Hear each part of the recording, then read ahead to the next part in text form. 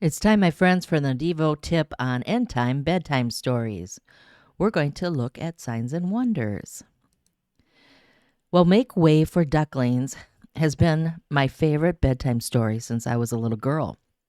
So, as you can imagine, I could hardly wait to read it to my 3-year-old grandson at a recent sleepover.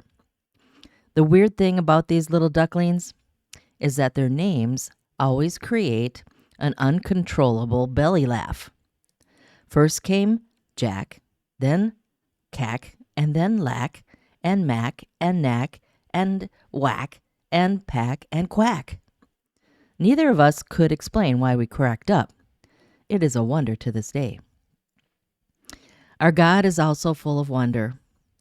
In the last days, God says, I will pour out my Spirit on all people, and I will show wonders in the heavens above and signs on the earth below. That's Acts chapter 2. We know that Jesus of Nazareth, a man attested by God, came with mighty works and wonders and signs that God did through him. That's Acts 2:22. But what end time signs and wonders is Peter talking about? Look at the passages in Acts where signs and wonders occurred. Signs and wonders don't just happen all by themselves. Notice what accompanies them. Signs and wonders flow from intense devotion to Bible teaching, fellowship, breaking bread, and prayer. When the people in the early church devoted themselves to the apostles' teaching and the fellowship, to the breaking of bread and the prayers, awe came upon every soul, and many signs and wonders were being done through the apostles. That's Acts chapter 2, verse 43. So if you're not interested in Bible studies and fellowship and prayer, then forget about signs and wonders. They're not going to happen. Signs and wonders follow bold verbal witness, particularly in the face of persecution.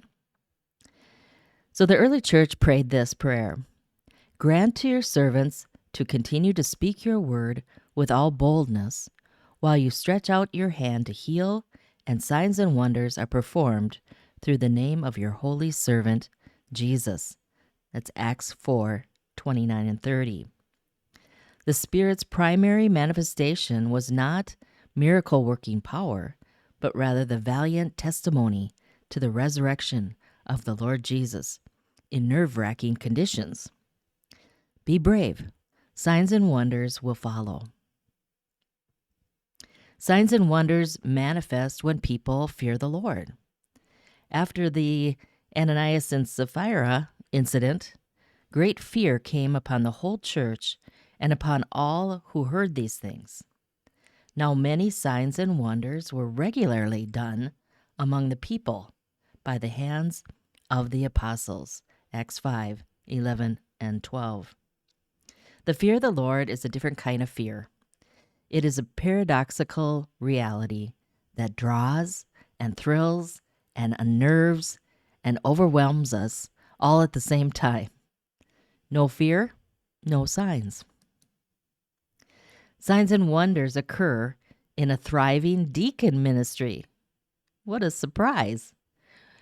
When the early church, when they prayed and laid their hands on some guys, the word of the Lord continued to increase, and the number of the disciples multiplied greatly in Jerusalem. And a great many of the priests became obedient to the faith. And one of the deacons, named Stephen, says was full of grace and power and was doing wonders and signs among the people. Acts 6. So when the church joyfully addresses the needs of people in self-giving service, watch out for signs and wonders.